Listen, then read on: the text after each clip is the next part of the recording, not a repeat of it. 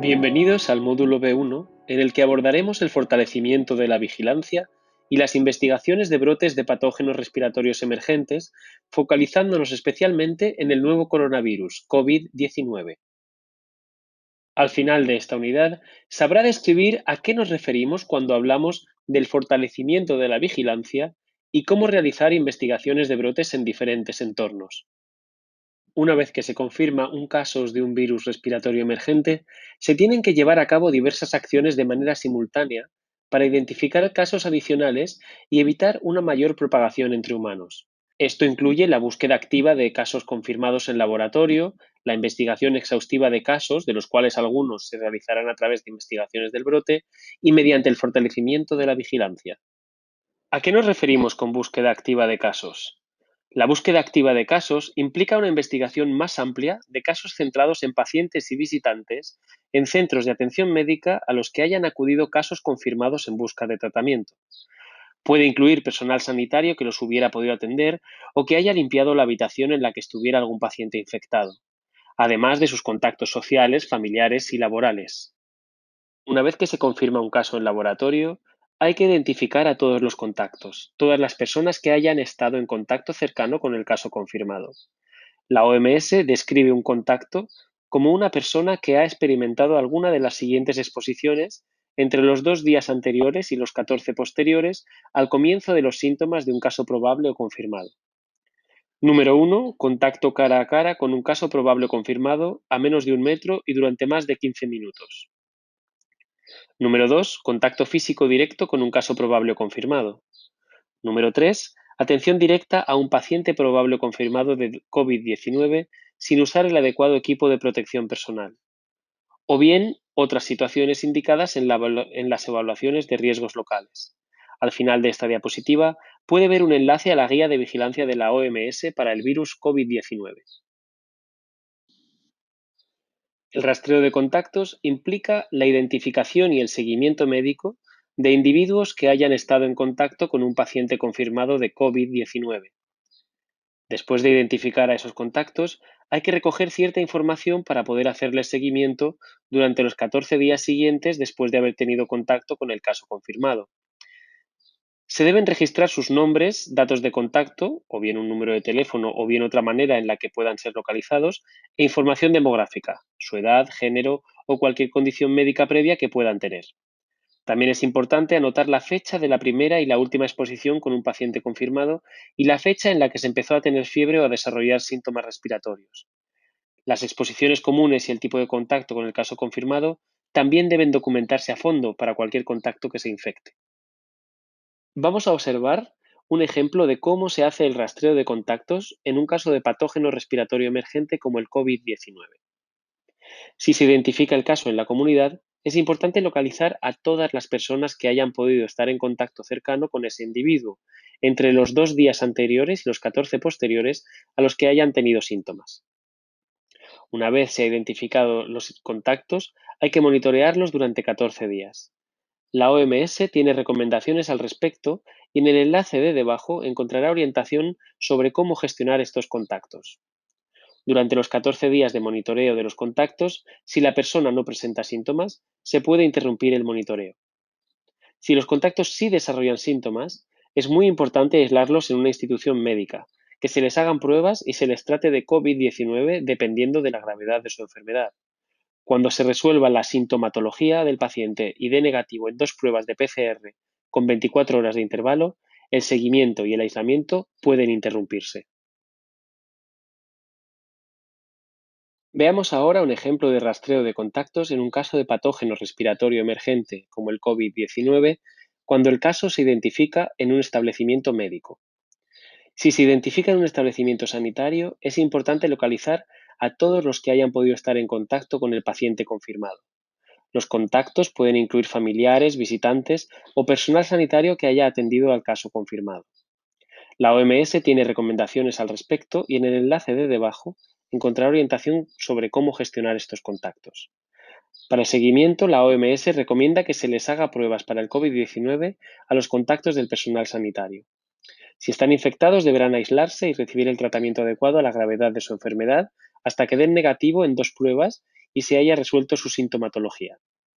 A los contactos de trabajadores no sanitarios se les deberá hacer seguimiento y pruebas si desarrollan síntomas.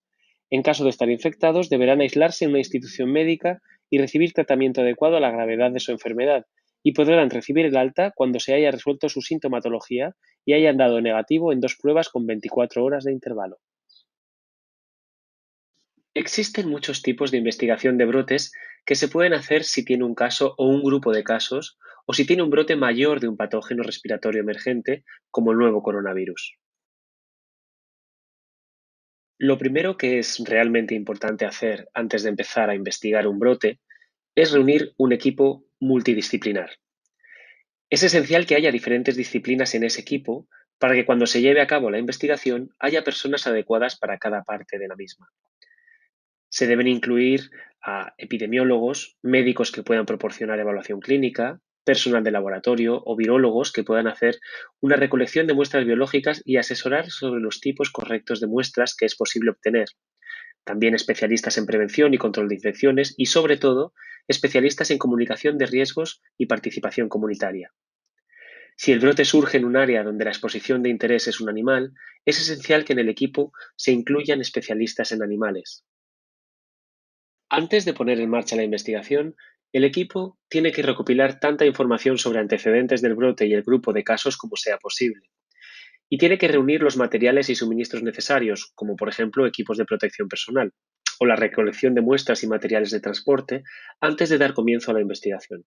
Además, se deberá informar a las autoridades locales pertinentes de salud pública y salud animal.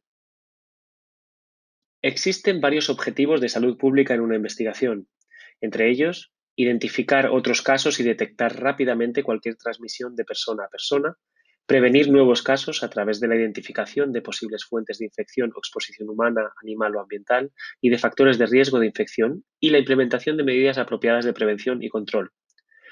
También reducir la transmisión posterior, la morbilidad y mortalidad mediante la identificación rápida, el aislamiento, el tratamiento y el manejo clínico de los casos, así como el seguimiento de las personas con las que hayan estado en contacto.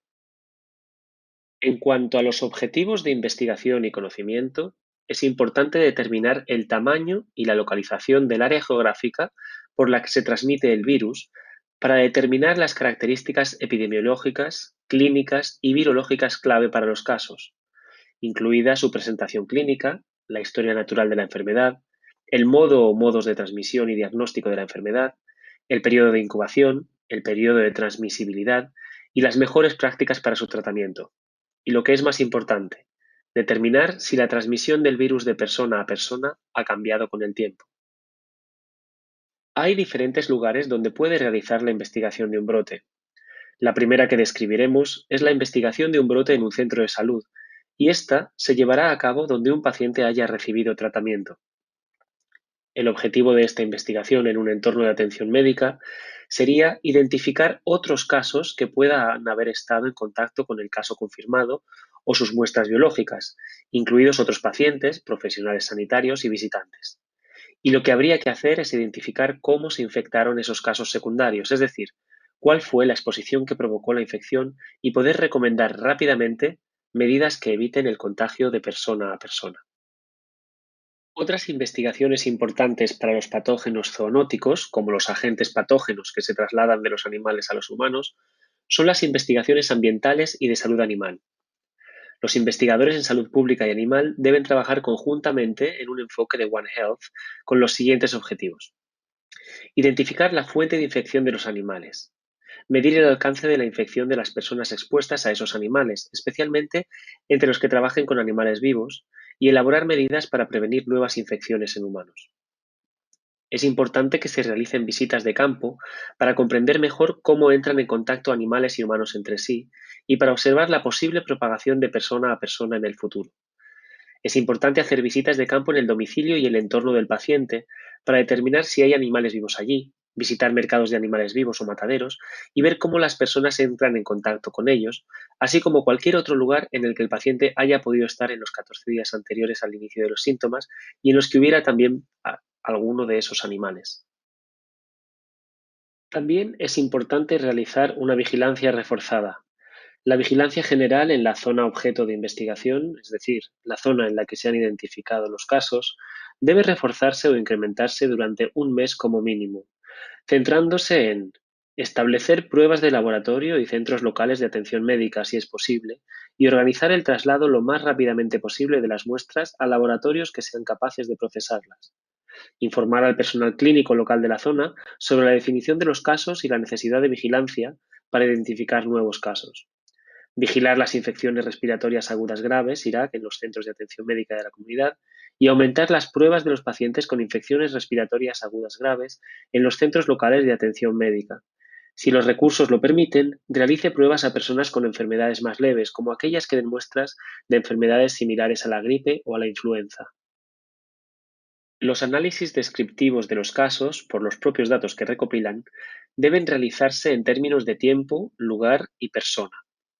Con lugar nos referimos a la ubicación geográfica en la que se han identificado estos casos, crear mapas que reflejen dónde residen las personas o dónde han estado.